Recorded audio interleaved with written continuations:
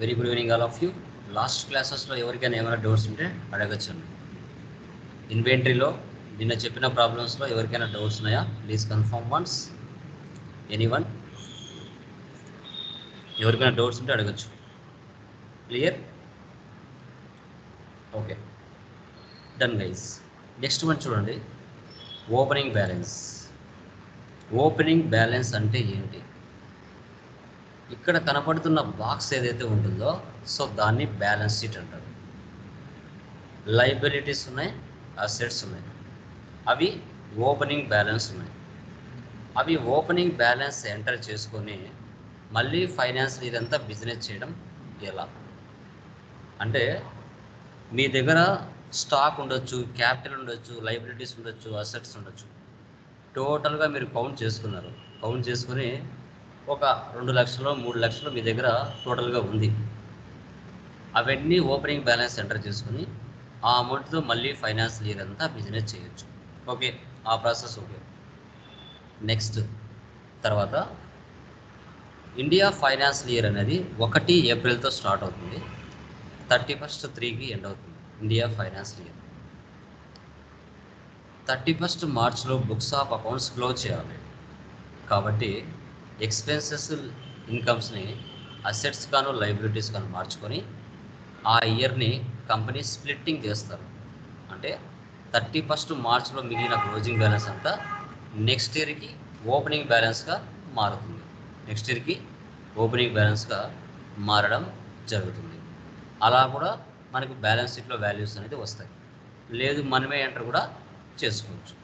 Okay, so first opening balance enter చేసుకొని ఆ ప్రాబ్లమ్ని ఆ అమౌంట్తో మళ్ళీ ఫైనాన్స్ ఇయర్ ఎంత బిజినెస్ ఎలా చేయాలనేది టుడే క్లాస్లో నేను మీతో క్లియర్గా డిస్కషన్ చేస్తాను. Okay, so done. చూడండి, న్యూ కంపెనీ క్రియేట్ చేస్తున్నాను.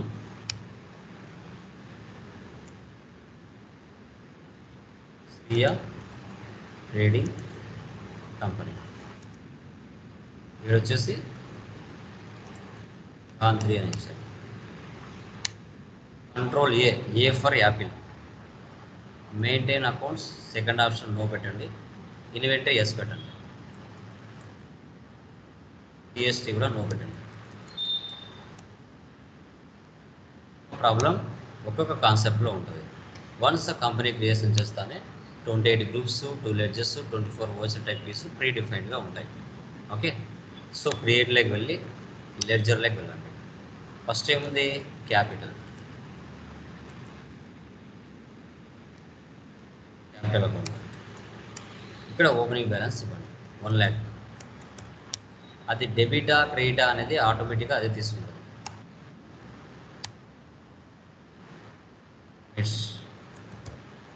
Sundry creditors.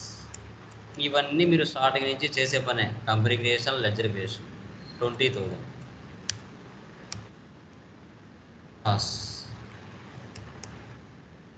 Sundry creditors.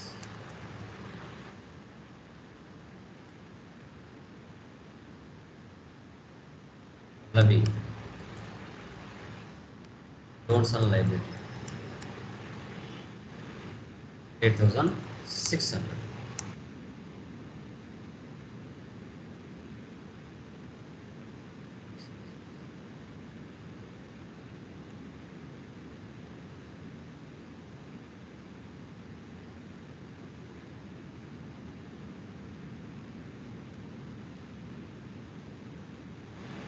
రామన్కు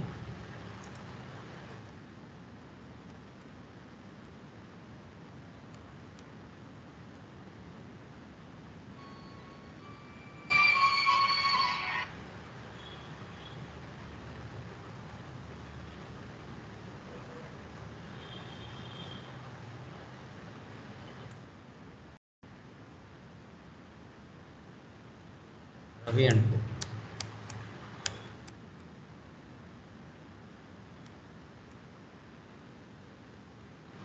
తర్వాత SBI bank.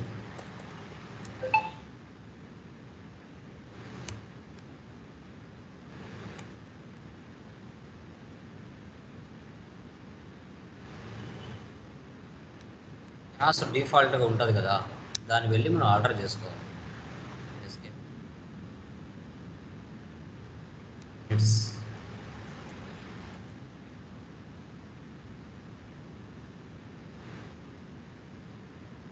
Stock item. Vendors opening balance ఇవ్వాలి.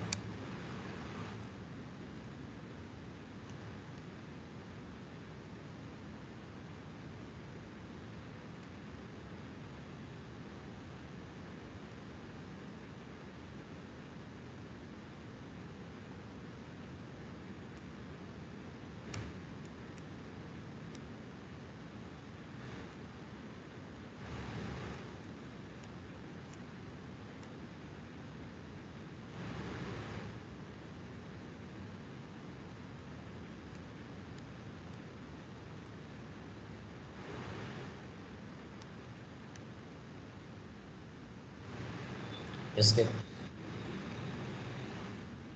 filter, ledger, cash. 80,000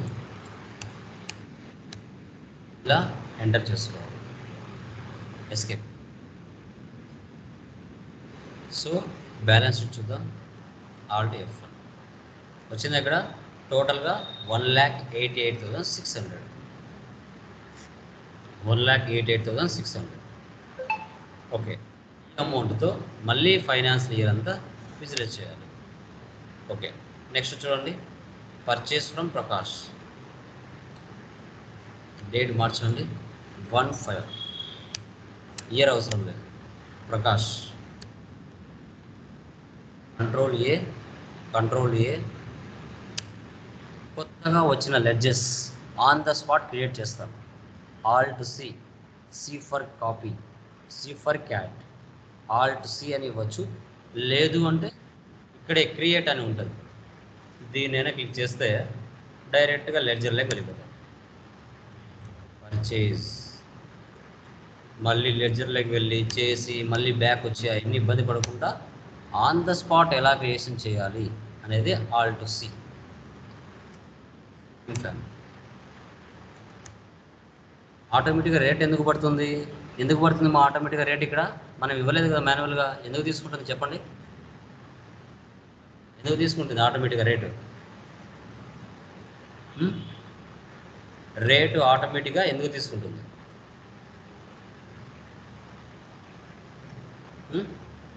అంటే ఇన్వెంటరీ అక్కడ ఎస్ పెట్టిన వాళ్ళు ఉంటారా?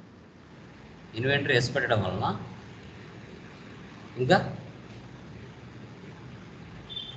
ఎందుకు ఆటోమేటిక్గా తీసుకుంటుంది రేటు?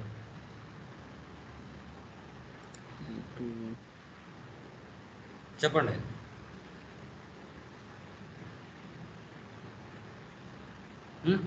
నో ఐడియానా?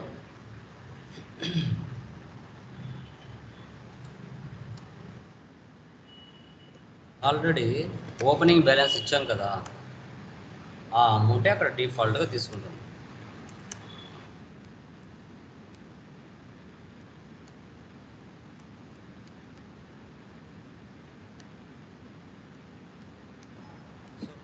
మనం చేంజ్ చేసుకోవచ్చు కదా సార్? ఇది చేయొచ్చు. ఓకే, అదే తీసుకోవాలని ఏమి ఉండదు. ఓకే, మనం పర్చేజ్ చేస్తున్నామంటే మనం ఎలా చేంజ్ చేస్తాం? మనం ఒక సప్లయర్ దగ్గర నుంచి పర్చేజ్ చేస్తున్నామంటే అతను మార్చుకొని మనకి ఇస్తాడు, మనం మార్చుకో. అతను ఇన్వాయిస్లో ఏ డేట్లు అయితే ఉంటాయో, ఏ అమౌంట్లు అయితే ఉంటాయో అవే మనం ఇక్కడ ఎంటర్ చేసుకుంటాం. ఓకే, సో 2,65,000కి మనం ప్రకాష్ దగ్గర నుంచి పర్చేజ్ చేస్తాం. మళ్ళీ ఏమన్నాడు? 2/5 purchase from Ramesh all items 50 on numbers on credit. Ramesh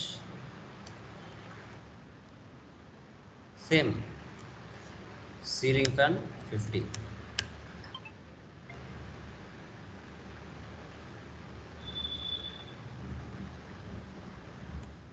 పైన ఆల్రెడీ ఇచ్చారు కదా, అవే ఇవ్వాలి.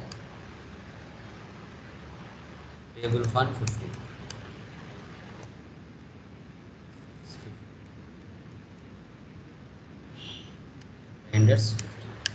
సేమ్ ఒకరు రమేష్ దగ్గర పర్చేజ్ చేశారు, మరొకసారి ప్రకాష్ దగ్గర సేమ్ క్వాంటిటీ సేమ్ రేట్కి పర్చేజ్ చేశారు. నెక్స్ట్ వాటి మీద ప్రాఫిట్ యాడ్ చేసుకొని మనం కస్టమర్స్కి సేల్స్ చేస్తున్నాం. F8 డేట్ మార్చండి 1/6. ఇక్కడ RAM and co sales ledger నేను చేయలేదు, on the spot. Alt C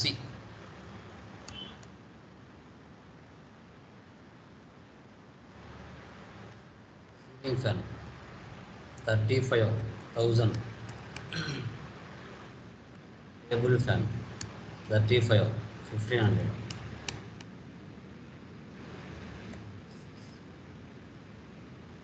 $35, 2,000. Index 34, 2,500. 2,45,000కి మనం రామ్ అండ్ కో అనే పర్సన్కి సేల్ చేశాం. వాటి మీద ట్యాక్స్ 4% పడింది. ఓకే, సో దాని కింద మనం ఏం తీసుకోవాలి? ట్యాక్స్ తీసుకోవాలి. Alt C చూడండి, ఈ అమౌంట్ పైన ఉంటే అది ఐటమ్ స్పేస్, అమౌంట్ కిందికి వచ్చారంటే అది లెడ్జర్ స్పేస్. Okay, tax 4%.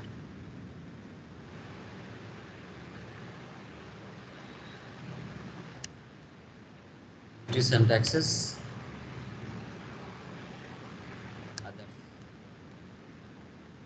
ఇక్కడ 4% ఇవ్వాలి. 2,45,000కి 4% ట్యాక్స్ ఎంత? 9,800 అవుతుంది. 2,45,000కి ఈ అమౌంట్ యాడ్ చేస్తే 2,54,800 వస్తుంది total. Next 2/6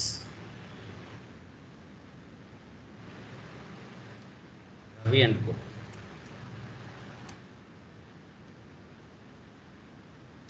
ceiling fans,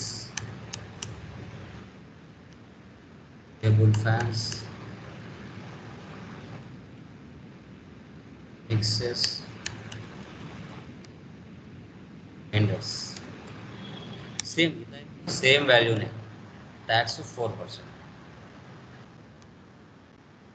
okay, 9,800. ఇద్దరికి సేమ్ వాల్యూ 2,54,800. ఓకే, తర్వాత మళ్ళీ సేల్స్, క్యాష్ సేల్స్ డేట్ ఒకటి మార్చండి 31/7.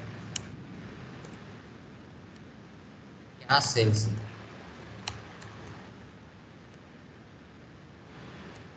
Ceiling fan 25.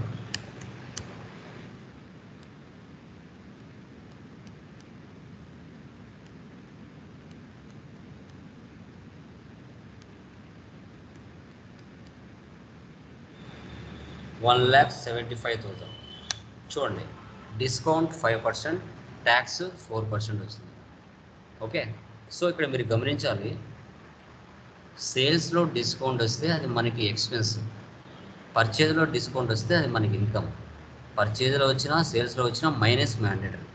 Okay, discount allowed అంటాం. అదే పర్చేజ్లో వస్తే డిస్కౌంట్ రిసీవ్డ్ అంటాం.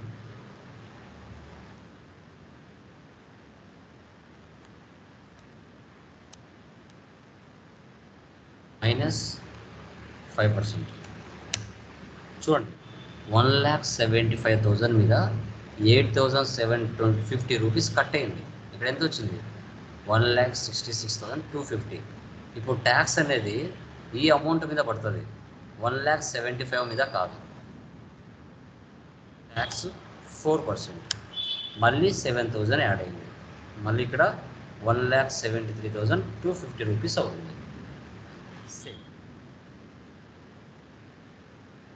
ఓకే, ఇప్పుడు చూడండి, received cheque from Ram and Ravi 80% of sale value. Payment to Prakash and Ramesh 70% of purchase value. మనం పర్చేజ్ చేసాం, సేల్ చేసాం. పర్చేజ్ చేసినప్పుడు టోటల్ అమౌంట్ మనం ఇవ్వలేదు. సేల్ చేసినప్పుడు కస్టమర్ టోటల్ అమౌంట్ ఇవ్వలేదు. దాంట్లో మనకు 80%, 70% ఇచ్చారు. ఆ టోటల్ వాల్యూస్ ఏంటో మనకు తెలియాలి కదా. అప్పుడు ఏ బుక్లోకి వెళ్ళండి. అన్ని డేట్లు సంబంధించిన ట్రాన్సాక్షన్స్ రావాలి అంటే ఆల్ట్ F2 ఇచ్చేసి డేట్లు తీసేయండి. అప్పుడు ఇక్కడ అన్ని ట్రాన్సాక్షన్స్ వస్తాయి. కింద కంట్రోల్ N అంటే క్యాలిక్యులేటర్ ఆన్ అవుతుంది. ఓకే, ఇక్కడ ఇవ్వండి.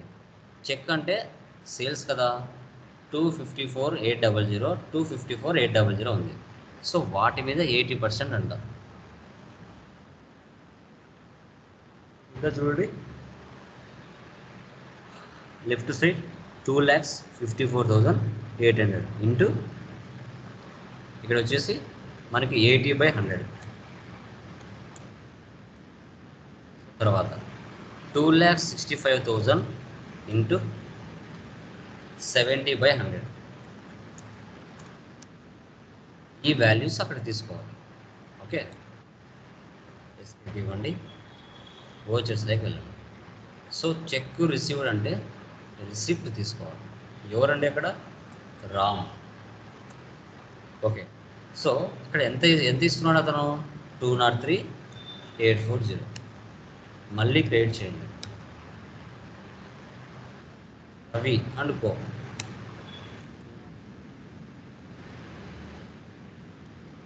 ఇద్దరికి సేమ్ వాల్యూస్ ఇచ్చి ఇక్కడ బ్యాంక్ చూడాలి. SBI bank. సేవ్.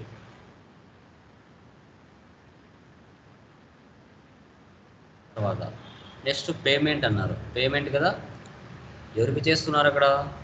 ప్రకాష్. 70% ఉన్నారు, 1,85,000. మళ్ళీ డెబిట్ చేయండి. రమేష్ 1,85,500. ఎలా? అక్కడ చెక్ అని మెన్షన్ చేయలేదు అంటే క్యాష్. ఎందుకు నెగిటివ్ బ్యాలెన్స్ వస్తుంది? ఎవరైనా చెప్పగలరా? ఎనీవన్? ఎందుకు నెగిటివ్ బ్యాలెన్స్ వస్తుంది? ఎనీవన్?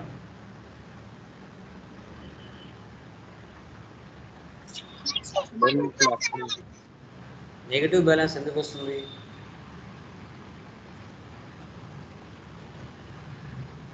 నెగిటివ్ బ్యాలెన్స్ ఎందుకు వస్తుంది?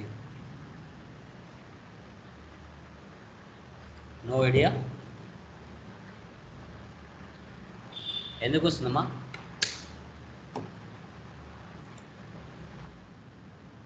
రెడ్ కలర్లో క్యాష్ ఎందుకు ఉంది?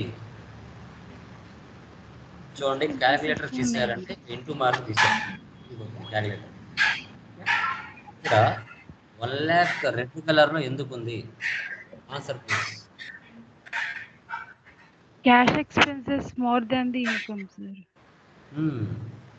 Very good. సో మన దగ్గర ఓకే అమౌంట్ లేకపోవడం వలన ఎప్పుడైతే మన దగ్గర క్యాష్ ఉంటుందో అప్పుడు ఓకే, క్యాష్ లేకుండా మనం ఉపయోగించినామంటే నెగటివ్ బ్యాలెన్స్ చూపిస్తుంది. అప్పుడు రెడ్ కలర్లో వస్తుంది.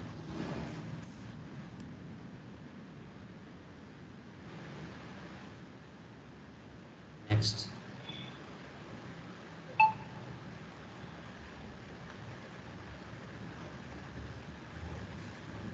cash paid to petty cash contra.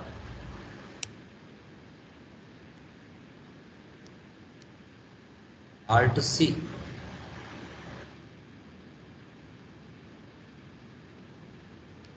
Cash. తర్వాత పేమెంట్, salaries paid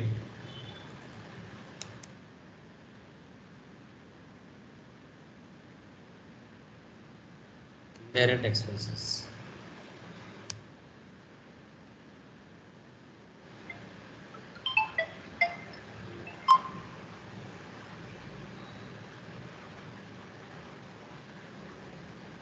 $15,000. మళ్ళీ డెబిట్ చేయండి. Alt C, wages, direct expenses.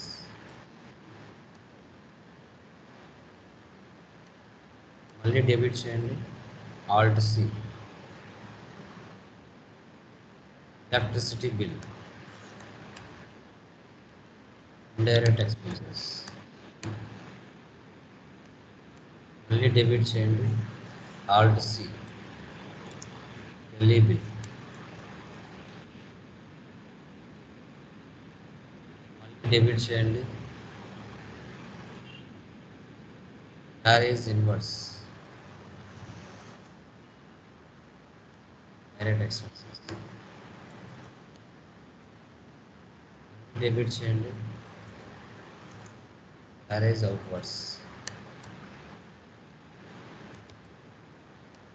Indirect expenses. ఇలా అన్ని డెబిట్ చేసి క్యాష్ క్రెడిట్ చేయాలి.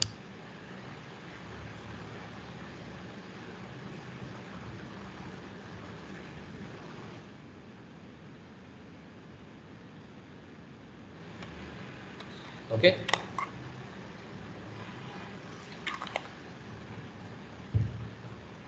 ఎస్కేప్. మనం చేసింటనే చూడాలి అంటే డెబిట్, ఆల్ట్ F2 ఇచ్చేసి డేట్లు తీసేయాలి. అన్ని ట్రాన్సాక్షన్స్ మనకి కనబడతాయి. Profit and loss, alt F1 expand. Profit 108,750. Balance sheet, stock summary, F12 configure, show goods inwards, show goods outwards. Inwards అంటే పర్చేజెస్, అవుట్వర్స్ అంటే sales, remaining closing balance. 100 purchase చేసాం, 95 sale చేసాం, కానీ ఇక్కడ 7 ఉన్నాయి. ఎందుకని? ఎందుకు 7 ఉన్నాయి? ఇక్కడ 5 కదా ఉండాల్సింది. ఎందుకున్నాయి? ఎందుకున్నాయమ్మా?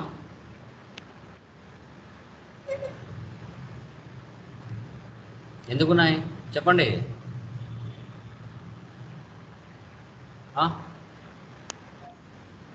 ఎందుకు 7 ఉన్నాయి?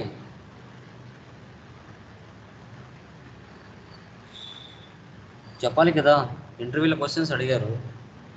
ఎందుకు 7 ఉన్నాయి? 100లో 95 సేల్ చేస్తే ఇన్వర్స్ అంటే పర్చేజెస్, అవుట్వర్స్ అంటే సేల్స్, రిమైనింగ్ క్లోజింగ్ బ్యాలెన్స్. ఎందుకని అక్కడ ఉన్నాయి?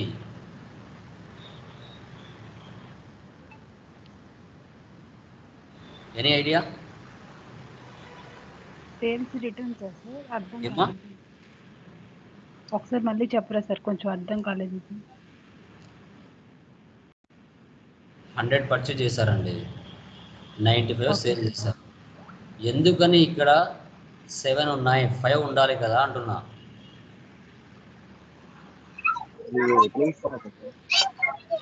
ఎందుకు 7 ఉన్నాయి?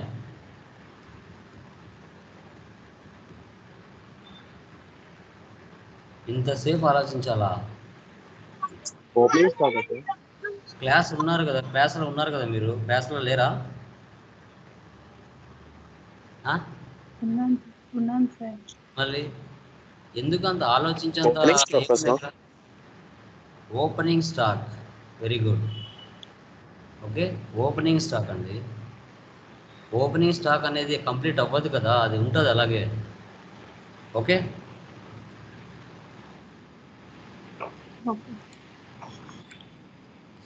ఓపెనింగ్ బ్యాలెన్స్, ఓపెనింగ్ బ్యాలెన్స్లో 2 ఉన్నాయి, అవి యాడ్ అవుతాయి, టోటల్గా 7 అవుతాయి. ఓకే, తర్వాత డాష్ బోర్డ్, రిపోర్ట్స్ అన్నీ ఒకే చోట ఉంటాయి. Trading details, assets and liabilities, cash and bank balance, closing stock, outwards, bank details, more reports, trial balance, debit and credit balance మనకి ఈక్వల్ అవుతాయి. Books, cash and bank balance, contra register, payment register, June మంత్లో ఎంత జరిగింది, July మంత్లో ఎంత జరిగింది, register ఇలా అన్నీ చెక్ చేస్తాం. ఓకే, ఐటమ్స్ వైజ్గా ఇలా చెక్ చేసుకోవచ్చు రిపోర్ట్స్.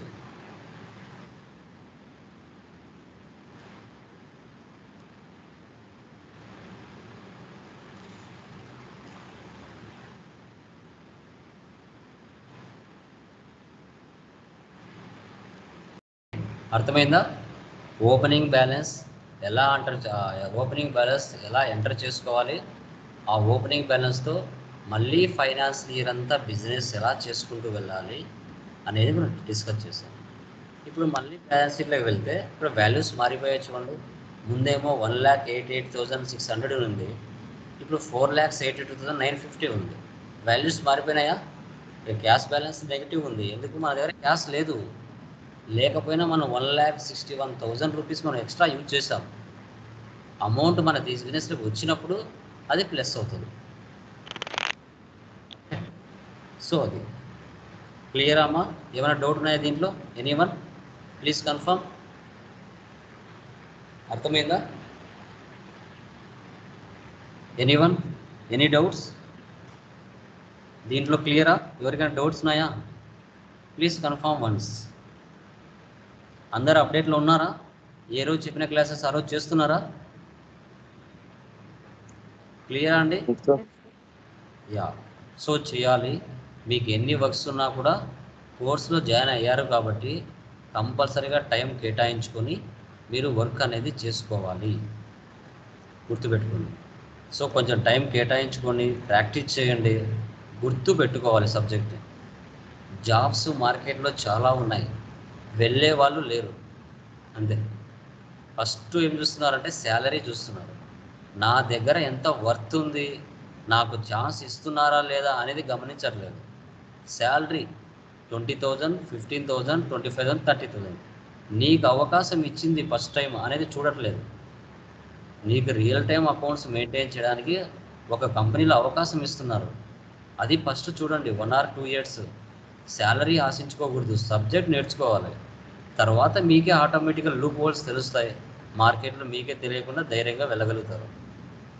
సబ్జెక్టు మనకి నేర్చుకుంటున్నాం, జస్ట్ రియల్ టైంలో వెళ్ళాలి కదా, అప్పుడు అవకాశం ఇచ్చేదే గొప్ప అనుకోవాలి. ఒక 1 year కళ్ళు మూసుకొని నా ఖర్చులమైన డబ్బులు వస్తే చాలు, ఓకే, రియల్ టైంలో నేను చేయగలగాలి, ఆ ఎక్స్పీరియన్స్ నాకు వేరే చోట పనికొడుతుంది అనే ఆలోచన తీరు తక్కువగా ఉంది చాలామందికి. ఇప్పుడు నా శాలరీ, నాకు అవకాశం ఇచ్చిన కంపెనీ శాలరీ 5,000. 1 year నేను పనిచేశాను, ఎందుకోసం? నాకు ముందు సబ్జెక్ట్ కావాలి, రియల్ టైం నాలెడ్జ్ కావాలి. సో అందుకోసం నేను 5,000తో 1 year పనిచేశాను. తర్వాత ఇప్పుడు ఒక ఇన్స్టిట్యూషనే పెట్టుకోగలిగాను, జస్ట్ 4 yearsకి నా లైఫ్ మొత్తం చేంజెస్ అయిపోయింది. అప్పుడు నా 5,000కు నేను జాయిన్ అయ్యాను, ఇప్పుడు నేను లక్షలు సంపాదిస్తున్నాను ఆ నాలెడ్జ్ గెయిన్ చేసుకుని. అదే నాకు అవకాశం ఇవ్వకపోయింటే అప్పుడు నేను మీకు లాగానే ఉండేవాడిని, ఇలా ఈరోజు మీకు క్లాసులు చెప్పేవాడిని కాదు. ఎప్పటికైనా ఫస్ట్ ఒక కంపెనీలకి 10,000 ఇవ్వనివ్వండి, ఎంటర్ అవ్వండి. ఎంటర్ అయిన తర్వాత సబ్జెక్టు నేర్చుకోండి. ఆటోమేటిక్గా ఒక కంపెనీలోకి మీరు ఎంటర్ అయినారంటే ఆటోమేటిక్గా అన్నీ మీకు తెలిసి వస్తాయి. ఎలా ఉంటాయి రియల్ టైం అకౌంట్స్, ఏ విధంగా మెయింటైన్ చేస్తున్నారు, అవన్నీ అలా పరిచయం అయిపోతూ మంచిగా నాలెడ్జ్ వచ్చేస్తుంది. తర్వాత 1 year అయిన తర్వాత కాన్ఫిడెన్స్ వస్తుంది మీ మీద మీకే. అప్పుడు బయటికి వెళ్ళాలన్నా అక్కడే ఉండాలన్నా అనేది మీరు ఆలోచించుకుంటారు. అది అలా ఉండండి ఎప్పుడు కూడా, అప్పుడే మన మార్కెట్లో సర్వే అవ్వగలుగుతాం. స్టార్టింగ్లోనే మనకి 20, 25 ఎవరు ఇవ్వరండి. రేపు మీరు కంపెనీ పెట్టినా ఇవ్వరు, నేను కంపెనీ పెట్టినా ఇవ్వను. ముందు నీ దగ్గర ఎంత వర్త్ ఉందని చూడాలి కదా. నేను నా బిజినెస్ నువ్వు ఎలా ఉపయోగపడతావు అనేది నాకు తెలియాలి కదా, దానికి టైం పడుతుంది కదా, 6 months అన్నా. ఓకే, అలా ఆ మైండ్ సెట్తో ఉండండి.